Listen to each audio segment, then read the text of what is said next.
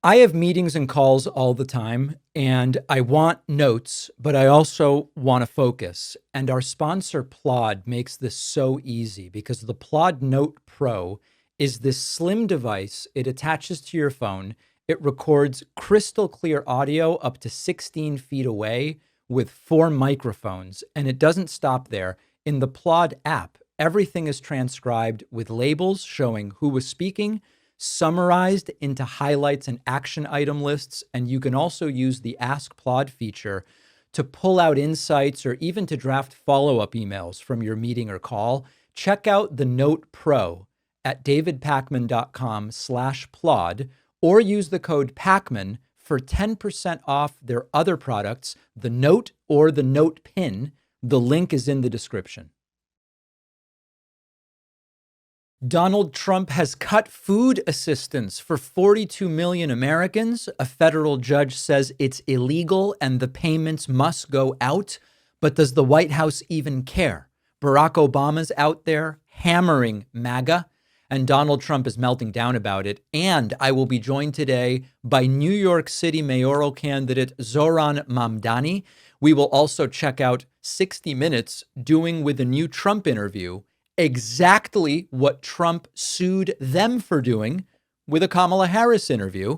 And is J.D. Vance's Hindu Indian wife becoming a liability for him with the Turning Point MAGA crowd? I think the answer is clearly yes. We are also doing something this month we've never done before because there are people hungry right now. For every new website and new Substack paid subscription this month, we are donating the entire first payment to Feeding America. 98% of donations to them go right into feeding people. Every dollar funds 10 meals. So one monthly membership funds 60 meals.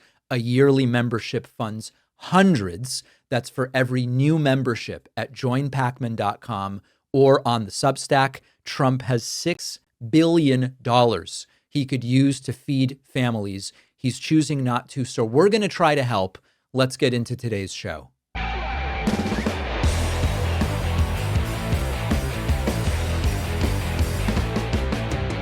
"42 million Americans woke up on November 1st with food assistance gone. There are 16 million kids in that 42 million. There are 8 million senior citizens. There are 4 million people with disabilities.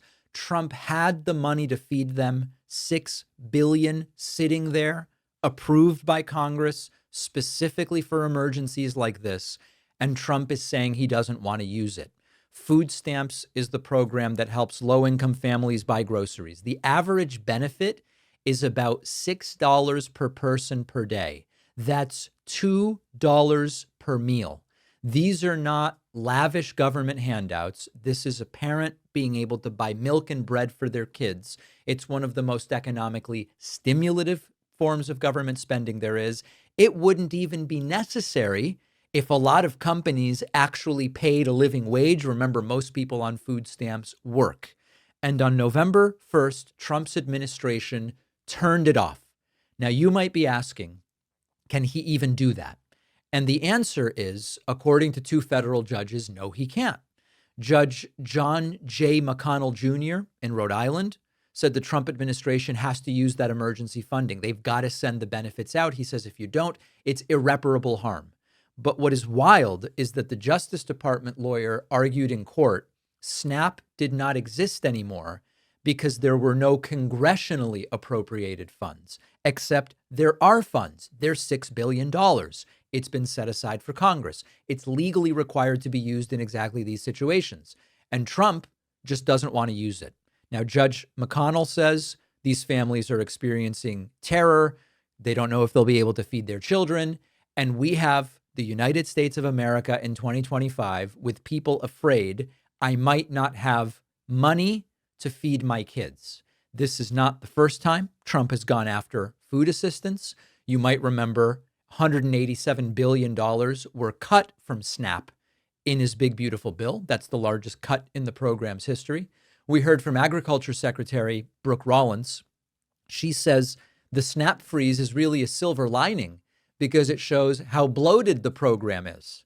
16 million kids who depend on food stamps so they can eat breakfast before school or have a sandwich for lunch or don't go to bed hungry. 8 million senior citizens, 4 million with disabilities.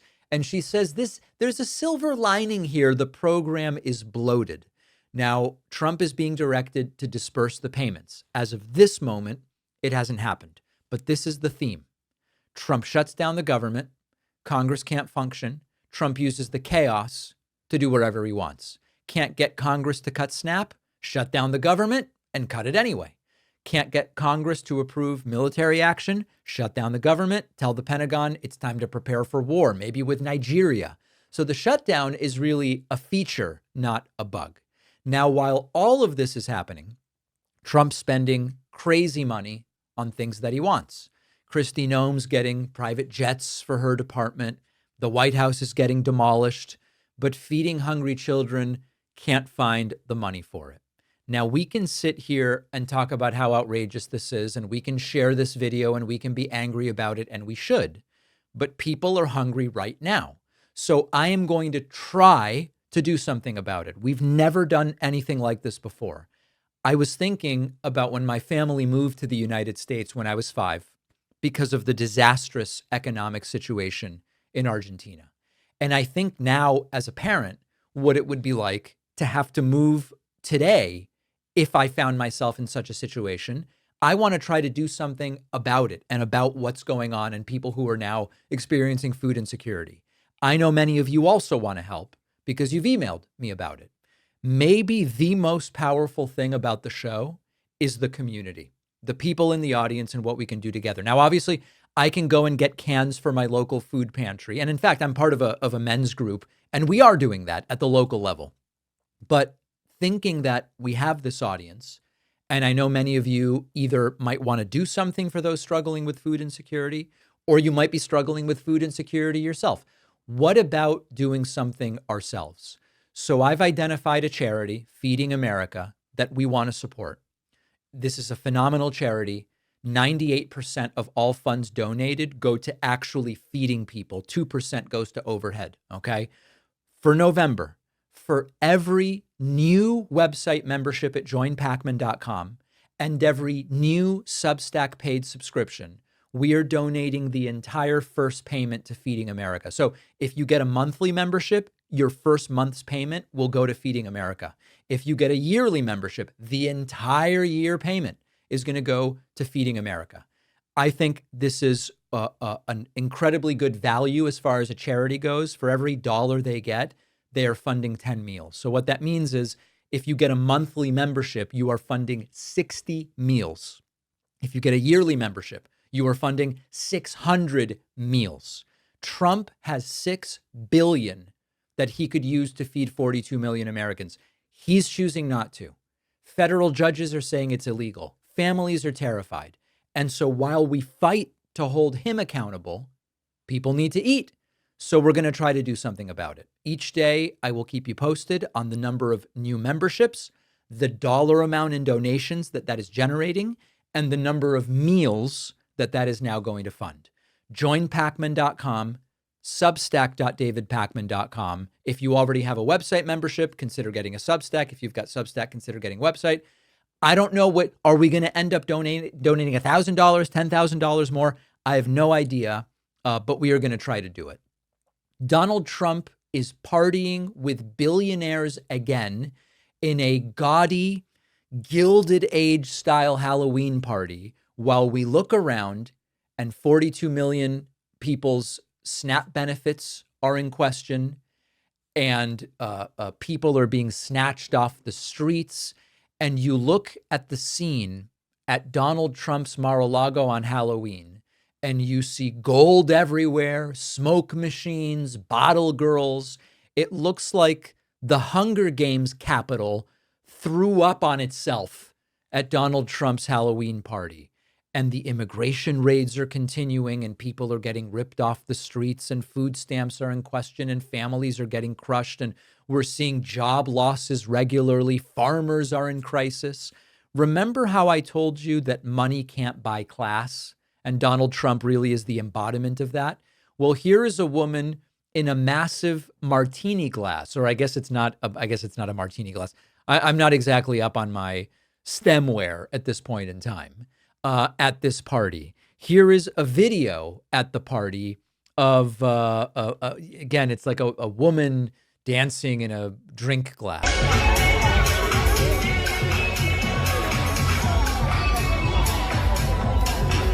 Yeah. We've got a sort of Gilded Age recreation happening at Mar-a-Lago as food stamps are getting cut. Look at this.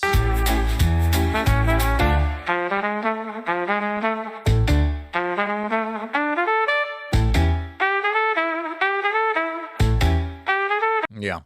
And then here are more dancers at Trump's party.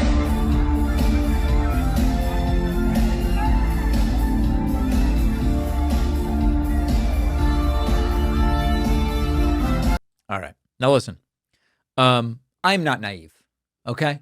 I know that there are always people struggling and there are always people doing well.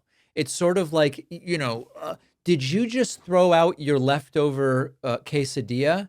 Because there are people starving in Africa. Right, but that's not what this is. I know there are people struggling and rich people doing well and flying around on private jets and yachts and having huge parties. Oh, the gas for your private jet could have ended hunger for 100,000 people. This is not a random rich guy, okay? This is the president of the United States who ran on fixing things for the average person, claiming that he understands what the average person is suffering through better than anybody else. And yet, this is where we are. So this is why, as I said earlier, we're going to try to make the biggest possible donation to the charity Feeding America, where first payments for all website and Substack memberships this month will go to Feeding America. We're going to try to do something about it, but we can't do nearly enough as what the federal government is now hindering. And the imagery of the centimillionaire and billionaire class partying in this way at the president's house. And this is, I know that I could show you video from Monaco and from Nice and from St. Barth's. Okay. And it would be opulence beyond belief. But at the same time, this is the United States.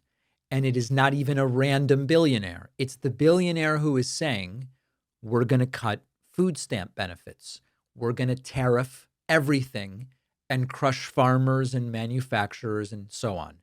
This is not a random guy, and it is disgusting.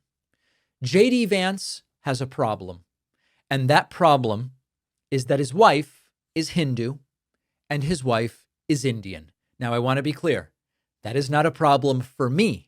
This is a problem for J.D. Vance and increasingly for his 2028 chances because of the monster that MAGA has created. Let me explain. I don't want this to be a J.D. Vance, Erica Kirk gossip story. If you haven't heard about this over the last few days, there's been growing kind of gossip that maybe J.D. Vance and Charlie Kirk's widow, Erica Kirk, are involved in an affair. A lot of this has been inspired by when Erica Kirk recently introduced J.D. Vance at a Turning Point event. They sort of seemed handsy. She ran her hands through his hair. He embraced her in what some said, this is more than just a platonic way. She's wearing leather pants. Every detail is being analyzed. And on top of this, J.D. Vance has recently been talking about he would love it if his Indian Hindu wife, Usha Vance, embraced Christianity more. Maybe she would even consider converting to Christianity. So there is a real story here, but it's about whether J.D. Vance could win in 2028 with a wife that is Indian and Hindu. We could spend time talking about how Erica Kirk did seem handsy with J.D., but that's not the point of this story. And we could talk about how Erica Kirk certainly hasn't seemed like the heartbroken, grieving widow, but everybody experiences grief differently, and I'm not really interested in that. We could speculate about whether Erica Kirk and J.D. Vance are already having an affair or whether an affair is imminent, but that's not really a political story for me. The story has to start with what we know. And what we know is that the Turning Point MAGA base already confronted Vivek Ramaswamy, now running for governor of Ohio, because he's Hindu and not Christian. Remember this? Just a great example of the monster you helped build turning against you. Here are like Charlie Kirk disciples saying, wait a second, you're not Christian. That's a problem. Jesus Christ is God, and there is no other God. He is part of the Holy Trinity, and any other God is a demon, and it's false. How can you represent the constituents of Ohio who are 64% Christian if you are not a part of that faith? If you are an Indian, a Hindu, coming from a different culture, different religion than those who founded this country, those who grew this country, built this country, made this country the beautiful thing that it is today, what are you conserving? You are bringing change. I'll be 100% honest with you. Christianity is the one truth. Christian voices should be the main voice of America, and I want to know basically why you seem to be, and I don't mean to be horribly offensive, but why you seem to be masquerading as a Christian. You familiar with the All right, so you get the point, right? Being Hindu is becoming a problem with the future Republican voting base for Vivek Ramaswamy. And I believe that it is going to become a problem for J.D. Vance as well. If you like this type of analysis, make sure you've liked this video and please do hit the subscribe button. So we know that for J.D. Vance's 2028 aspirations, if he has them, and reports are that he does, that he is going to need to explain his Hindu wife to MAGA. And that could be a real problem for him. It even sort of seems like J.D. Vance realizes it because he's talking more than ever about, I would love my wife to embrace Christianity. Maybe she should even convert. Now, you might say, wait a second, David. Melania Trump is from another country. And the United States still voted for Trump. They didn't care that Melania is from another country. And I would say to you, hold on a second. Usha Vance isn't from another country. That's not the issue. She was born in California. Melania is white. Usha Vance is not. Melania is at least nominally Christian. Usha Vance is not. In fact, the Melania story is funny for a different reason. Melania came to the United States and worked in the U.S. before having a work visa. She was here working without permission. That's an immigration violation, but MAGA voters don't care about that. Those rules are, they're not for people like Melania, they're for other people. Melania Trump received a visa for something called extraordinary ability. Some people call it the Einstein visa. That doesn't sound appropriate, but MAGA looks away anyway. Melania's parents got citizenship through the same so-called chain migration that Donald Trump has attacked. But come on, it's Melania. MAGA looks away. They forgive. But Usha Vance has brown skin, and she's Hindu, not Christian. And so even though Usha Vance is a native-born American, MAGA is going to have a problem with her that I don't think they're going to ignore because they're not ignoring it with Vivek Ramaswamy. And I believe that means she has become or would become a problem for JD in 2028. What do you think? Leave me a comment, send me an email, info@davidpakman.com.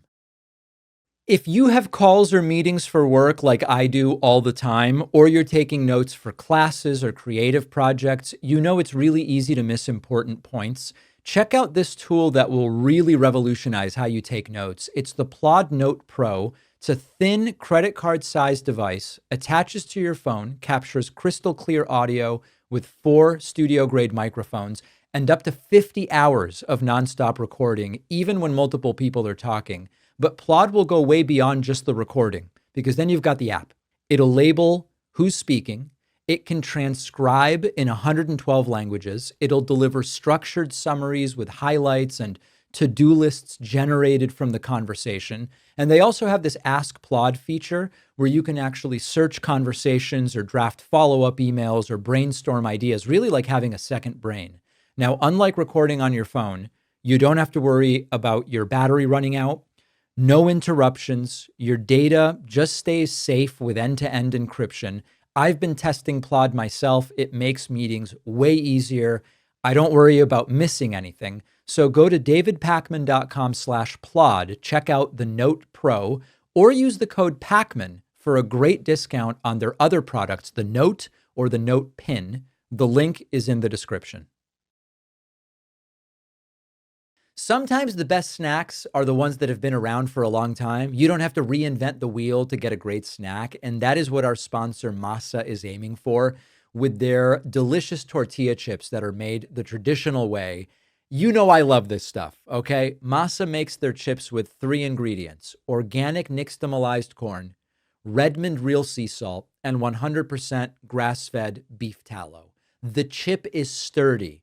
I don't want a weak chip that crumbles when I try to dip into the guacamole. I need a sturdy chip, and that is exactly what Masa's tortilla chips do. They also are using non-industrial oils, which pushes the industry away from some of this unsustainable monocropping. I also love that. If you are ready to try the most delicious tortilla chips you've ever had, which are sustainably produced, go to masachips.com/Pakman and use the code Pakman for 25% off your first order. The link is in the description. Well, this is a huge deal. Donald Trump's Treasury Secretary, Scott Bessent, admitted on live TV that there are sectors of the American economy already in a recession. This is the guy who is supposed to always say, if you're Trump, everything's good, strongest economy ever, it's awesome. But that is not what Scott Bessent said. He says we are in a transition period, in good shape, but there is a recession happening right now in sectors of the economy. Take a listen to this. This week, the Fed voted to lower interest rates another 1/4 point to its lowest level in 3 years. However, the central bank's newest official, Stephen Myron, is warning that if the Fed doesn't continue to lower interest rates rapidly, the U.S. could face a recession. Do you agree that the U.S. is at risk of facing a recession? I believe that we are in a transition period here, as we are seeing. The Trump administration has cut back on government spending, Jake. What has gone unnoticed during the shutdown is for the fiscal year that ends September 30th, the government spent less than it did the year before, and because the GDP grew, the GDP, which had been 6.4, the deficit to GDP, which had been 6.4, 6.5% deficit, the highest when we weren't at war, weren't in a recession ever, we were able to bring it down to 5.9%. So we are bringing down government spending, and I would think that the Fed would want to assist with that, because if we go back and look, MIT just published a study that said 42% of the great inflation of 2022 came from excess government spending. So if we are contracting spending, then I would think inflation would be dropping. If inflation is dropping, then the Fed should be cutting rates. But do you think that the U.S. is at risk of a recession if the Fed does not continue to drop rates? I think that we are in good shape, but I think that there are sectors of the economy that are in recession, and the Fed has caused a lot of distributional problems with their policies. So Bessent is saying it's definitely not Trump's fault. It's the Fed, it's other people, but there are sectors of the economy right now that are in a recession. Now, if it's not obvious why it's huge for the guy who's supposed to be saying everything's perfect to acknowledge that there's a partial recession right now, this is the first time, to my knowledge, that anyone in Trump's administration has admitted there's any part of the economy currently in a recession. They've been saying everything's great, best economy ever.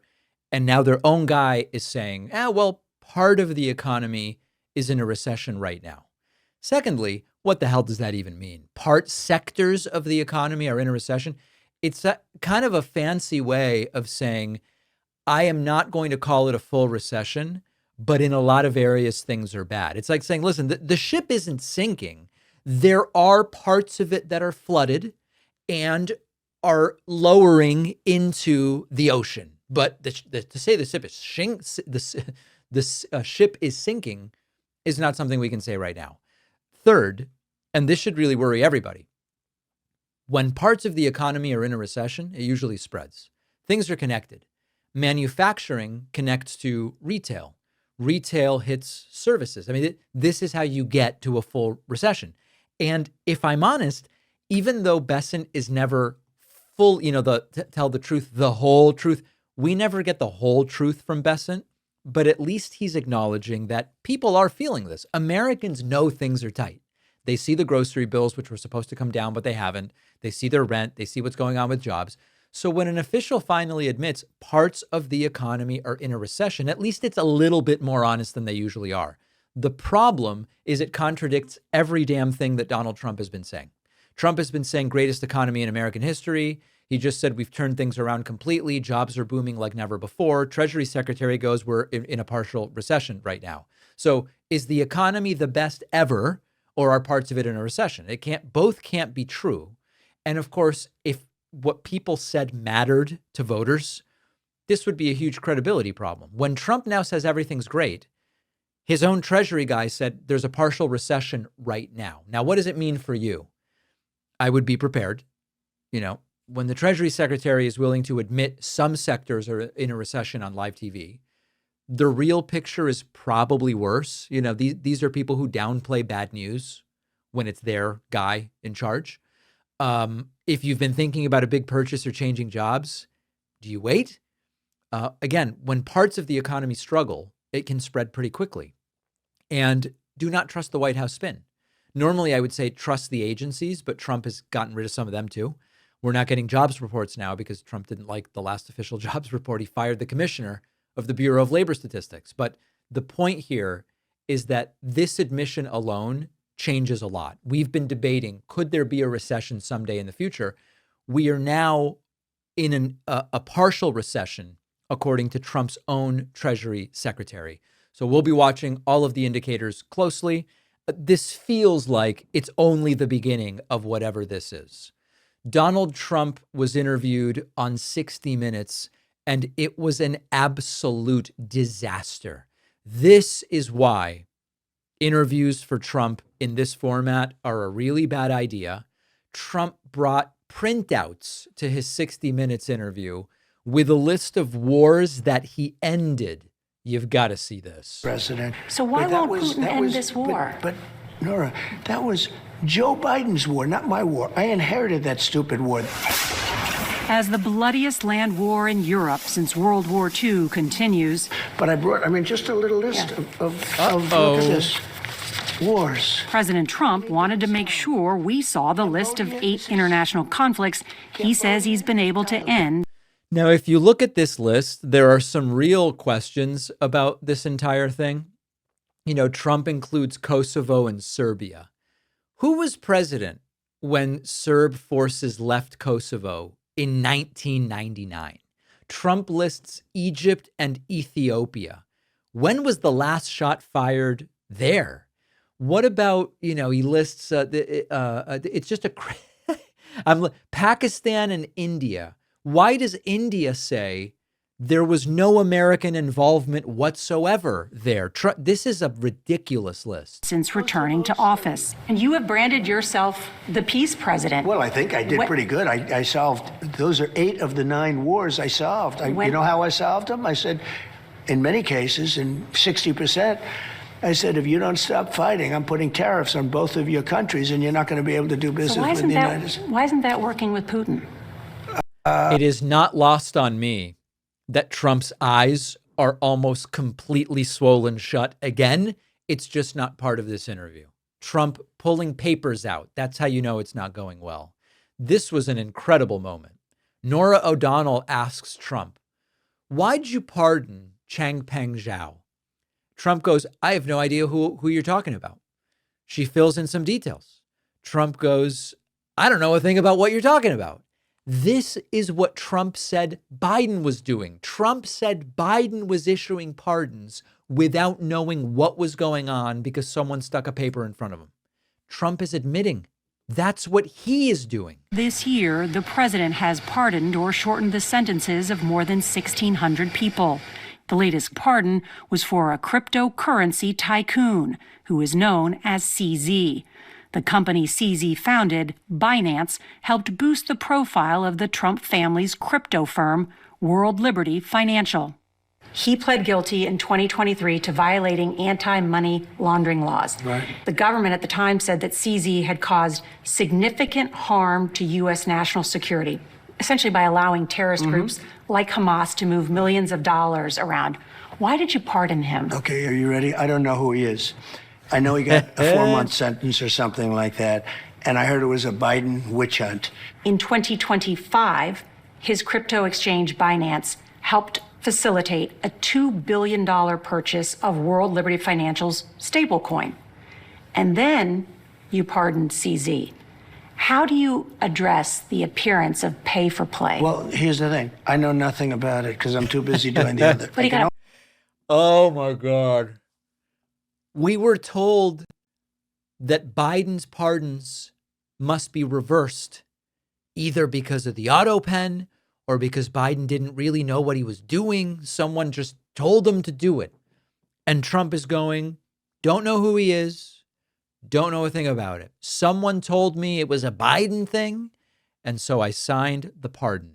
Trump is admitting he's signing pardons for situations he doesn't know anything about, for people he has never heard of. Shouldn't they all be invalid by Trump's own logic about Biden? This is a disastrous interview. Trump was asked about the whole third term thing. Now, he's already said, it's clear I can't do it. Here is how Donald Trump answered the question this time. There's been a lot of talk about 2028 and who will be at the top of the Republican ticket.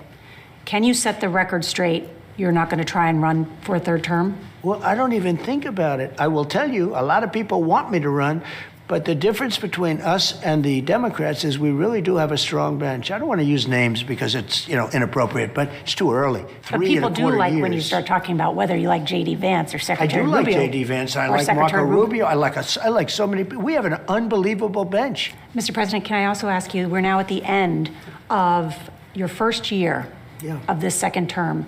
What do you hope to accomplish in the next 3 years?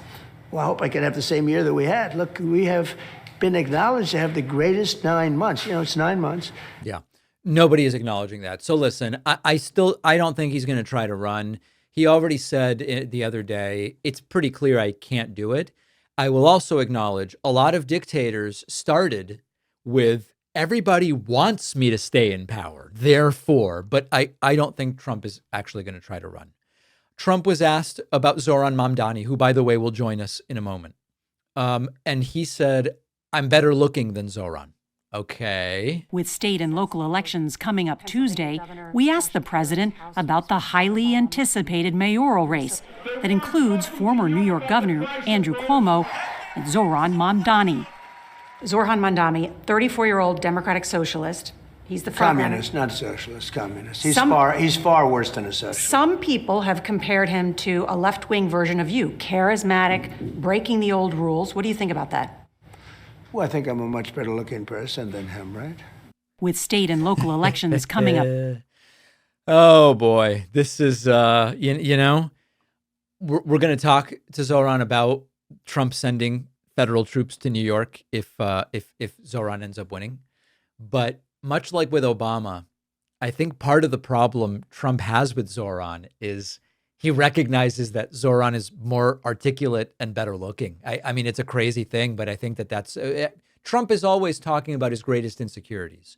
Trump was asked about the deportation, not of violent criminals, but of landscapers and nannies. And here is how he answered that question. More recently, Americans have been watching videos of ICE tackling a young mother, tear gas being used in a Chicago residential neighborhood, and the smashing of car windows. Have some of these raids gone too far? No, I think they haven't gone far enough because we've been held back by the judges, by the liberal judges that were put in by Biden and by Obama. We haven't gone far enough. Okay with those tactics? Yeah, because you have to get the people out. You have to look at the people. Many of them are murderers. Many of them are people that were thrown out of their countries because they were, criminals. Well, you promised in your campaign that you were going to deport the worst of the worst. Violent criminals, we're doing that. Rapists. Well, that's what we're doing. But a lot of the people that your administration has arrested and deported aren't violent criminals. Landscapers, nannies, construction workers, landscapers farm who are workers. criminals. Yeah. No, look. The family of U.S. servants. Landscapers who are criminals, Trump says. Except that's not true. In a lot of cases, it turns out the number of criminal illegals, to use Trump's term, It's a lot smaller than we were led to believe. And it's important. This is not a matter of opinion. This is a matter of the law. Immigration infractions are civil infractions. Obviously, if you're here undocumented and you commit a violent crime, that's a new crime and it's against the law, no matter your legal status. But just being here undocumented, it's not allowed. I'm not denying that. But it is a civil infraction at the end of the day. Is Trump planning some kind of regime change in Venezuela? I don't know, but he does say that Maduro's days are numbered. Are Maduro's days as president numbered? I would say, yeah. I think so, yeah. And this issue of potential land strikes in Venezuela, is that true? I don't tell you that. I mean, I'm not saying it's true or untrue, but I wouldn't. Why would we do it? I wouldn't be inclined to say that I would do that, but because I don't talk to a reporter about whether or not I'm going to strike. Right. But certainly he would be willing to do it. Now, one of the things that is maybe the biggest piece of news from this interview is that I've only been able to show you clips from what aired, but there was much more to this interview that was cut, and we have to talk about that.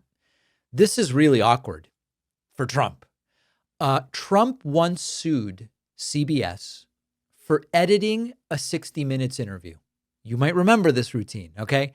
They edited Kamala's interview to make her look better. Well, it turns out that CBS just did it again, except this time they did it for Donald Trump. Now, I'm being sort of tongue-in-cheek here because 60 Minutes edits interviews. That's the show. They don't run. They interviewed Trump for 90 minutes. Norah O'Donnell did. We looked at clips. They don't run the 90-minute interview. They take a long conversation. They cut it. They had a version for TV. They had a version for online. 60 Minutes edits interviews, and that's how it works. However, the stuff that was cut, some of it cut from the TV version and left only in the online one, some of it just cut altogether, is stuff that makes Trump look really bad. I'll give you an example. There was a moment where the topic of Putin and Ukraine came up. And in answering that, Trump said about the 2020 election, then the election was rigged and stolen. This is just one example, but we have to show it through examples. If we are saying, does this make Trump look crazier or less crazy? Well, continuing to insist that he won in 2020 makes him look crazier. CBS, by removing that, is laundering Trump's image. He seems less nuts. Now, if we are using Trump's own legal standard for what counts as fraud by a news outlet, CBS just committed a major act of fraud by hiding Trump's answers. So is Trump going to sue CBS again, this time for censoring him? No, of course not, because Trump only cares when the edits make him look bad or make his opponents look better. These are edits that saved Trump from making him look worse. Now, I want to be clear. This isn't really a scandal. This is me pointing out the irony. The guy who screams about 60 Minutes editing things to change the perception of the interviewee is now the beneficiary of the type of editing he said is an attack on democracy, election interference, and worthy of a lawsuit. Now, there's another layer here. Trump actually loves edited interviews when they help him. He has spent years giving friendly sit-downs to Newsmax, OAN, Tucker, Hannity, and many of these different shows trim and cut. In fact, my mind goes to this interview that Trump did with Fox News. It's the same interview, Fox and Friends, I think it was. It's the same infamous interview where they go, you going to release the JFK files? Oh, yeah. You going to release the MLK files? Absolutely. You going to release the Epstein files? He goes, yeah. Well, that one's a little bit different. We did an analysis of that interview at the time, and you can tell from how it's cut that a bunch of stuff of Trump speaking has been removed, presumably things that would have made him look more unhinged. From the standpoint of 60 Minutes, I would argue it's also not great journalism, because cutting the deranged, the election was rigged and stolen statement means that there are some casual viewers who will think, based on what was aired, Trump is more coherent than he actually is. The reality is Trump is still ranting about the election being rigged and stolen. That was removed. If you just kind of scroll on by, watch the interview and move on, it's missing key context that reminds us Trump is out of his mind. You would think that during, an election year, there's some elections this year, we're now a year from the midterms. You would think major networks would want to show what Trump actually says instead of cleaning it up for him, but this is where we are. And legacy and corporate media outlets do fall into this. They are terrified of being accused of bias. They overcorrect. They end up protecting people who really don't deserve to be protected. You don't show the crazy stuff because somebody might get mad. And the result is that Trump benefits from the same institutions that he claims are out to get him. 60 Minutes helped Trump, yet Trump says that they and just about every other media outlet are out to get him. If Americans understood how TV news works and editing works, we wouldn't even have the conspiracy culture that we have. But Trump has spent a decade convincing his base that every cut is a cover-up, even when the cuts help him, but then he doesn't want to talk about it when it launders his image. It is wild and wacky stuff. I don't expect a lawsuit this time, that's for sure. One of my close friends has a cat that I actually really like. I take a lot of heat for not being a cat guy, but this particular cat I really like. But this cat is a very picky cat when it comes to mealtime. I will admit, turns up her nose to a lot of the store-bought stuff. Then my friend tried our sponsor, Smalls, and the problem was gone. They even did a little test, old food in one bowl, Smalls in the other. The cat went right for the Smalls, no hesitation, no delay. The first time that she saw her cat get excited about mealtime in a long time, which this cat is picky, folks. This cat is picky. This is because Smalls is real food for cats. It's protein-packed recipes, real ingredients you would actually recognize from your own fridge. No preservatives, no artificial fillers, nothing mysterious, just fresh premium meals for cats delivered right to your door on whatever schedule makes sense for you. That is why Cats.com has named Smalls the best overall cat food. Forbes happens to agree. Give your cat the food they deserve. For a limited time, get 60% off your first order, plus free shipping when you go to smalls.com/Pakman. The link is in the description. Many of us know all too well about the sticking, rubbing, and chafing that you can get with traditional underwear. Our sponsor, Sheath Underwear, have created unique boxer briefs with multiple ergonomic compartments in the front, which prevents skin on skin, and that means everything stays separate, comfortable, dry, and cool. You will have a boost of confidence when you're out and about. I've known so many people who were skeptical about those compartments, friends who say, I heard that ad for Sheath, what about those compartments? And then they try it, and then they're amazed at the comfort and breathability when they finally try it. You will thank yourself. Plus, Sheath has brand new materials like bamboo and mesh for even more cooling comfort. They will be the most comfortable pair of boxer briefs you ever put on. No more sweatiness and chafing and readjusting, especially at the gym. It's a lifesaver. Give Sheath Underwear a shot. I've had a great experience. I think you will too. Head over to sheathunderwear.com/Pakman and get 20% off with code Pakman. The link is in the description. It is great to welcome to the program today on an auspicious day for such an interview, New York City mayoral candidate Zohran Mamdani. I know it's super busy today. Thanks for making time for us. No, please. It's such a pleasure to be on.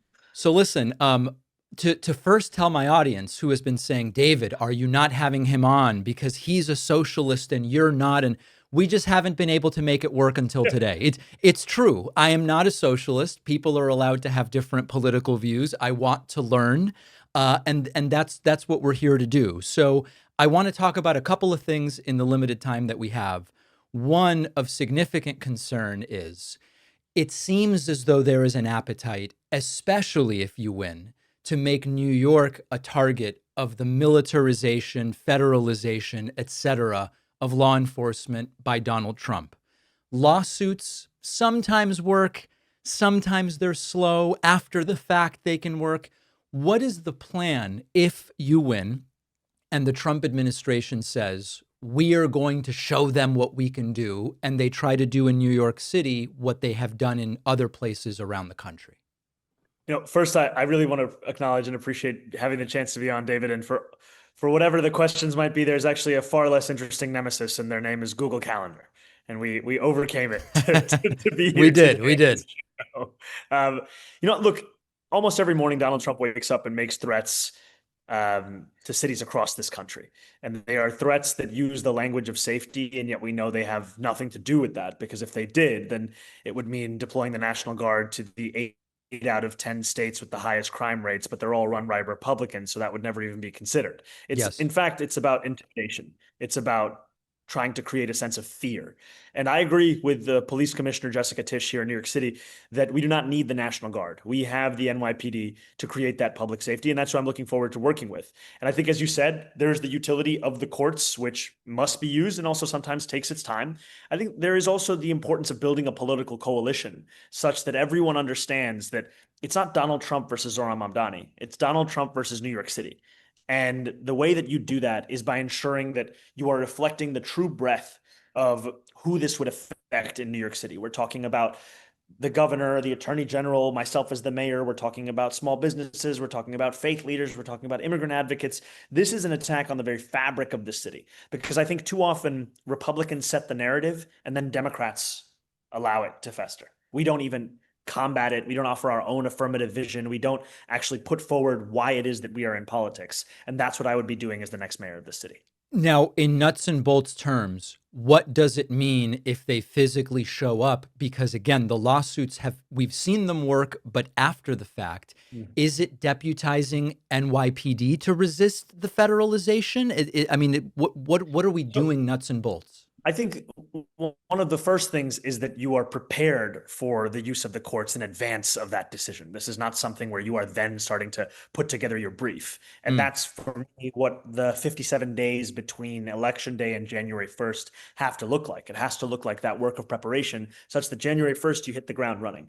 The second part of this is I've made very clear that I believe that everyone should be held to the same standard of the law. And if ICE agents are breaking the law here in New York City, they should be held to account for it. And this is something that sadly is missing in so much of our politics today, where we try to create a different set of rules on the basis of who we would apply them to. And part of the reason that Donald Trump is currently prosecuting Attorney General Tish James is because she had the gall to hold him to account to that same set of laws. So the nuts and bolts will look like that clear directive in this city, that everyone will be held to account to the same law. It'll mean having the lawsuits prepared in advance if in case this is something that is pursued by the federal government, and ensuring that the coalition of the Attorney General, the governor, and myself is one that is ready to go, because one of the more successful examples of taking on the federal administration was in California, where you had the mayor of LA, the governor of California, the attorney general of California, all working together. And the attorney general there said that for every dollar they spent on legal fees, they recovered more than $30,000 in federal funds that would have otherwise been stripped from them. Before I move on, you're saying ICE agents could be prosecuted as individuals depending on their actions in New York City? If they break the law, yes. Got it. Okay. I'm very interested in free buses, because I'm from Argentina, and we have a whole background with regard to the way that buses have been used politically and also from a sort of logistical standpoint. Now, I really want to focus in on the funding piece. There are critics who say the state controls the MTA, and doing what you want to do would require a statewide tax increase, unlikely that a governor nor the state's population would go for it. Is that a fair criticism, or is that an incorrect criticism? The fair aspect of it is that the state does control the MTA. The unfair aspect of it is that it misses the fact of when a city has a mayor that has an ambition that matches the scale of an issue, that you can actually change the political realities around how you win that funding. I'll give you an example. Yeah. Mayor Bloomberg was so passionate about the extension of the 7 train to Hudson Yards that he took on what is typically a state responsibility of the fiscal cost of building a new subway station and paid for it using city funds. That was more than $1 billion. I give that to you as an example of the way in which this position can be used to start to actually advocate and then implement a vision of mass transit that goes beyond what we have today. The cost for free buses is about $700 million. I've said that we would partner with the state in funding that. And part of this is out of my experience of being in the state legislature, where we won the first fare free bus pilot. We made 5 bus routes free in New York City. And we often talk about this in the question of cost, but there's also the question of benefit. There is a study that has come out from a transit expert that puts forward an analysis that for the 700 million or so that we would spend, we would generate about 1.5 billion in economic benefits across New York City. And I've said that I believe the most important and clear and direct ways of raising this funds is by increasing personal income taxes on New Yorkers making $1 million or more by 2%, and by increasing the corporate tax rate to match that of New Jersey at its top tier. I've also said that if there are other proposals of ways in which we can find the funding, the most important thing is the funding itself, not the manner in which we find it. One of the things that I don't, and we'll find out because I have you here to ask, I don't believe that those estimates are dynamically adjusted for what is expected to be a change in ridership, maintenance on the buses, et cetera. Is it true or is that incorrect? Is that priced into your estimates? The 700 million is a current estimate. The MTA will put a number of different predictions forward. What I've often found is even the MTA's reliance on McKinsey for where their ridership numbers would be. We saw time and time again that the predictions were outstripping the realities. And that continues to be an issue for many New Yorkers. So I guess the one piece would be, depending on the actual uptake, then there would have to be an accounting for, okay, number one, do we need more buses? Do the buses need more frequent maintenance? Do we need more staff? That is not currently in the 700, right? The 700 is the replacement of the fare revenue. That's what the 700 is. And I think that, if our platform is about making buses fast and free, and these two things together will also require having a reimagination of the way in which we engage with bus transit across the city, because the city controls the streets across the 5 boroughs, while the MTA is controlled by the state. And the streets determine how fast those buses move. And that's a question of busways, bus lanes, bus prioritization signals. That is critically important. And I'm very excited to be building a coalition that finally looks at that as it should be, which is political decisions. One of the things I find myself wanting to tell my audience as we talk is, even if you and I have differences in terms of political and economic philosophies, which we do, one of the things that I think we have to do in this country is, if voters have decided they want to try something, we get to try it, and then we measure and we evaluate. And so for all of this stuff about, listen, I think there are some divisions on the left right now. And what I think is interesting about what's happening in New York, and of course the results are going to tell us what sort of a test we get, is we've tried a number of different things in different parts of this country, and we've also tried different things in New York. Even though I would not run on your campaign, we get to now see, if you win, what are the effects, and then voters get to vote again. And so while I recognize the differences within the left, and you and I are in different parts of the left, if voters have decided, and if they do decide that they want to try your approach, we get to try it. And anybody who is on any part of the left, I believe, has to be in favor of that.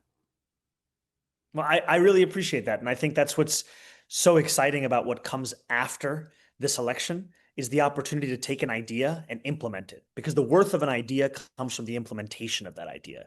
We cannot believe in things purely in theory. We have to believe in them also in practice. And this now gives us that opportunity to deliver on that. And I really appreciate your analysis of the fact that this is now going to be a collective effort to live up to the will of voters here in New York City. And I'm very excited to be a part of it. We didn't have time for what you will do about the scourge of tourists walking slowly, but I think that maybe we have to leave for that's a much bigger issue than the free buses, quite frankly. Yeah, well, look, I love to walk fast, and I love to also tell tourists that they're welcome in this city, and we have to be able to hold both of these things at the same time. But David, it's been a real pleasure to be on, and especially with just very little time until Election Day, to have this opportunity to share our message of making the most expensive city in the United States of America one that's affordable for every New Yorker. And you can only do so by actually changing the politics at hand. And that's what our campaign presents an opportunity to do. And it's been such an exhilarating experience to build this movement alongside so many other New Yorkers and out across the finish line tomorrow night at 9 p.m. All right. Well, listen, thank you so much for your time. As I said, when Donald Trump won, I want whoever is president to succeed by making things better for people, no matter their politics. And I would say the same thing for whoever ultimately wins tomorrow. So I appreciate your time. Thank you so much. Thank you, David. I hope to see you soon on a fast and free bus. Every time you Google your name, you will probably find dozens of sites that expose your personal information. This can include phone number, home address, family details. It's just sitting there waiting to be scraped or abused. Incogni is a privacy service. They go after these sites on your behalf. They contact the data brokers. They demand your data be removed, which the brokers are legally required to do. Incogni will automatically remove your information from hundreds of the biggest and most notorious data broker sites, but you're not just limited to those. You can use Incogni's custom removal if you find your info on a website outside of Incogni's default list. The team at Incogni will work to get that information removed. This is how you protect yourself and your family from identity theft, financial scams, harassment, even AI-powered profiling by ad companies. And Incogni's data removal process is the only one verified independently by Deloitte. This gives them a unique level of credibility. Try Incogni risk-free and get 60% off when you go to incogni.com/Pakman and use the code Pakman. The link is in the description. Donald Trump has already packed his second-term cabinet with loyalists. He's threatened deportation as political punishment. He's expanded executive authority in ways we have not seen in modern history. These are real changes that are happening right now. And what's even more alarming is that a lot of the media is either glossing over the worst of it or they're reframing it so it all sounds a little more palatable. And that is why I use Ground News. This is a news comparison tool. Doesn't just feed you headlines. It shows you here's how different outlets, left, right, center, are covering the same story. And this is one of the few tools I know of that can really help you detect the political spin, the bias, catch stories that your usual sources might downplay or not cover at all, on everything from immigration policy to economic shifts. If you want to get a bigger picture, a broader picture of what's being reported, Ground News is an invaluable source to keep you informed. And Ground News is offering my audience 40% off their top tier Vantage plan. You'll only pay $5 a month. Go to ground.news/Pakman or enter the code Pakman in the app to get started. The link is in the description. Former President Barack Obama spent some time this weekend campaigning in some of these key off-year races. He was in support of Abigail Spanberger as well as Mikey Sherrill. And one of the interesting things that happened is that he wildly triggered Donald Trump, which Barack Obama seems to do. As I've said before, Donald Trump is extremely insecure about some of the areas in which he knows that Obama is better than him. Obama's better at public speaking. Obama's better at getting a crowd sort of on his side. Obama is more articulate and better looking than Donald Trump. Okay, and he's in better shape. So Trump doesn't really like a lot of those aspects of Obama because they are areas of sensitivity for Trump and lack of confidence. So Donald Trump lost it on Truth Social after Barack Obama showed up. This clip is in Newark, New Jersey. There were a lot of clips like it, but this is one of them of Obama saying, for these MAGAs, everything is DEI. Anything went wrong, it must be DEI that we can blame. Enriching their friends, silencing their critics. They put on a big show of deporting people and targeting transgender folks. But they never miss a chance to scapegoat minorities and blame DEI for every problem under the sun. You got a flat tire? Must be DEI. Your wife kicked you out? DEI. Who knew?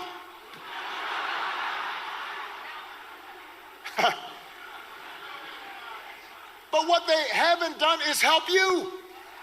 So this, combined with everything else that former President Obama did and said over the weekend, really sent Trump for a loop. And Trump took to Truth Social and put out the following screeds. Quote, why would anyone vote for New Jersey and Virginia gubernatorial candidates Mikey Sherrill and Abigail Spanberger when they want transgender for everybody, men playing in women's sports, high crime, and the most expensive energy prices almost anywhere in the world? Vote Republican for massive energy cost reductions, large-scale tax cuts, and basic common sense. Under President Trump, gasoline will come down to $2 a gallon very soon. No movement yet, 9 months in, but very, very soon. With the Democrats, you'll be paying $4, $5, and $6 a gallon, and your electric and other energy costs will likewise soar. Vote Republican for a great and very affordable life. All you'll get from voting Democrat is unrelentingly high crime, energy prices through the roof, men playing in women's sports, and heartache. Now, as all of you, I'm sure, know, these are all lies. But it's funny that Trump says Democrats want high crime. Like, what? Forget about the trans stuff, men and women's sports, energy. Why would Democrats want high crime? And I think they have some completely convoluted way of explaining it by with high crime, you make victims out of people. Victims want the government. It's completely incoherent, as opposed to like the obvious thing of obviously nobody wants high crime. Trump then continuing on Truth Social saying, quote, for all of those people voting in New Jersey and Virginia for governor, attorney general, or any other position, please remember this. A Republican vote means a drastic drop in energy prices and energy costs, a drop like you've never seen before. Well, why is electricity up more than 10% under Trump then? Don't ask that question. Trump continues, a Democrat vote means a doubling and even tripling of your energy bills and prices, traditionally the highest cost of an American citizen. So if you vote Republican, your energy costs are going to go down tremendously. If you vote Democrat, your energy costs are going to go through the roof, making energy virtually unaffordable for you and your family to pay.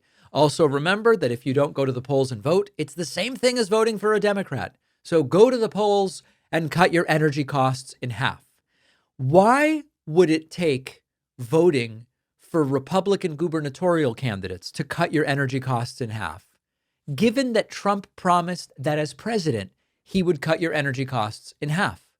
Or is that an inappropriate question to be asking?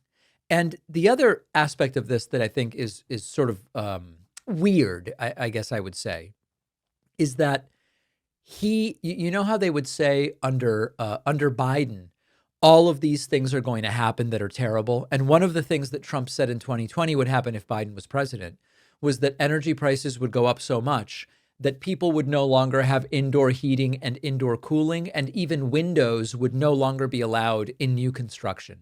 None of that stuff happened. Now Trump is in power. Energy prices are going up, and he is again saying, you vote for Democrats, you're going to have a problem. This is going to happen. That is going to happen. How many times can the boy cry wolf before his own followers don't believe him? Apparently 10 years is still not enough. Karoline Leavitt has reappeared and instantly collapsed during a pathetic interview on Fox News with Maria Bartiromo. Maybe this is why they've been keeping Karoline Leavitt hidden.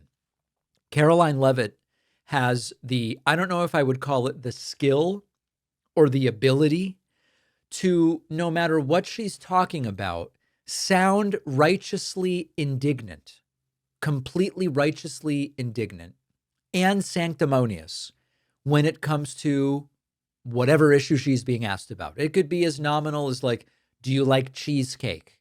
And she would sound righteously indignant and she would sound sanctimonious. Here she is saying that it is time to get rid of the filibuster. And that's why President Trump has said Republicans need to get tough, they need to get smart, and they need to use this option to get rid of the filibuster, to reopen the government and do right by the American public. We know, Maria, based on the polling and based on common sense, that the vast majority of this country wants the government reopened. That's what President Trump is willing to do. That's what he wants, and he's willing to use any lever to make it happen. I think that this is a lie, not only insofar as Donald Trump seems to have no eagerness to get the government open. I think it's a lie insofar as I think Trump loves the government being closed. The more closed the government is, the more Trump justifies getting away with doing whatever he wants like an authoritarian, which is the way that he likes to rule at the end of the day.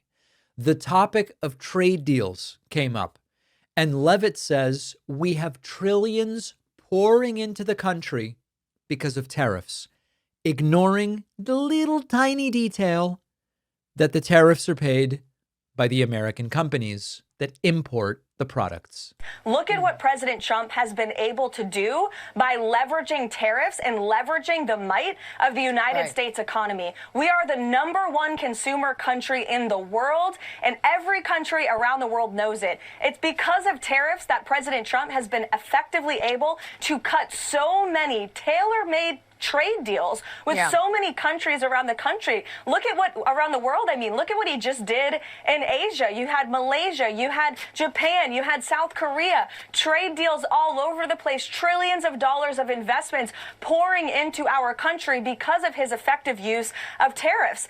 None of that is happening. There are two ways in which this is a lie. Number one, the tariff money itself is paid by American companies. It's crushing farmers. It's crushing manufacturing. It's a disaster. It's a tax on imports. That's all it is, paid by the importer. Secondly, Trump keeps insisting trillions are pouring in. That is very much untrue. And Trump will often cite completely made up numbers, 7 trillion, 9 trillion. I mean, it's crazy. But what Trump is doing is when someone in the Middle East says to him, hey, we would consider 600 billion in investment over the next 10 years if the projects are right. Trump goes, I'm bringing back 600 billion with me. It is not real. And I believe Karoline Leavitt knows it isn't real. And she is just repeating the same lies that Donald Trump is telling. Now, you want to see an even bigger lie? Here is Karoline Leavitt saying that Democrats are trying to renegotiate the healthcare system they created, by which I guess she means Obamacare. This one is so impenetrable. Even Maria Bartiromo just sits there and lets the lies pour out of Karoline Leavitt's mouth. We certainly hope so. Look, we hope the government opens tomorrow. We have been saying this for 32 days in a row. The Democrats want to try to renegotiate the entire healthcare system that they created, by the way, and that's why they're holding the government hostage. Democrats did not create the healthcare system. The healthcare system being linked to employment and for profit goes back to the period between World War I and World War II. It has nothing to do with Democrats. What she means is Democrats voted for Obamacare in 2010, and Republicans have been doing everything they can to destroy it. And now Democrats want to try to fix some of the things that are broken. I've started hearing from people about their premiums. We're going to have on Friday feedback, we're going to have some messages from people talking to me about their premiums. I already told you, mine is going from $747 a month to like $950 a month if I keep the same plan. Open enrollment has started now, and I'm planning to look at what other plans might be available. These are skyrocketing. It is not because of the system that Democrats made. Democrats tried to put a Band-Aid on a terrible system. The Band-Aid is Obamacare. And then Trump came in and got rid of the funding for the Band-Aid. He couldn't get rid of the Band-Aid, so he just got rid of the funding for the Band-Aid by saying no more individual mandate. Karoline Leavitt must know this. And she says she is on her knees for Jesus. Would Jesus appreciate this level of dishonesty? Here's one other lie technique. She again talks about leveraging tariffs, but see if you can spot the lie here. Well, we do have backup plans, and the president's trade team is working diligently on those contingency plans. But ultimately, Maria, we are hopeful that the Supreme Court will rule on the right side of the law and do what's right for our country. The importance of this case cannot be overstated. The president must have the emergency authority to utilize tariffs. Look at what President Trump has been able to do by leveraging tariffs and leveraging the might of the United States economy. We are the #1 consumer country in the world, and every country around the world knows it. Now, what did she do there? It happens to be true. We are the number one consumer country in the world. But that was the case before Donald Trump took office. It was the case before Donald Trump took office the first time. It was the case 9 months ago before Donald Trump took office this time. Saying that is true doesn't have anything to do with whether it's because of something Trump did. And there will be low information people who will go, wait a second, she's right. The United States is the biggest consumer in the world under Trump. But it has nothing to do with Trump. Just because it happened doesn't mean that it was because of Donald Trump. So Karoline Leavitt, she seems off her game lately, if I'm honest. She's not making the same, she never told the truth, but the lies are much more brazen. And there's less of an attempt being made to sort of soften the lie with plausible deniability. Something's up with Karoline. Who knows what it is? We've got a great bonus show for you today. We're going to talk about the Halloween terror plot that Kash Patel talked about. Apparently, it never existed. We will talk about the new plans for testing nuclear weapons. And we will talk about the effect of the penny no longer being in production in the United States. All of those stories and more on today's bonus show. Remember that for November, we are donating every first membership payment on the website and every first membership payment for Substack premium subscriptions. We are donating all of that first payment to Feeding America, an excellent nonprofit. I'll give you an update tomorrow as to how that's going.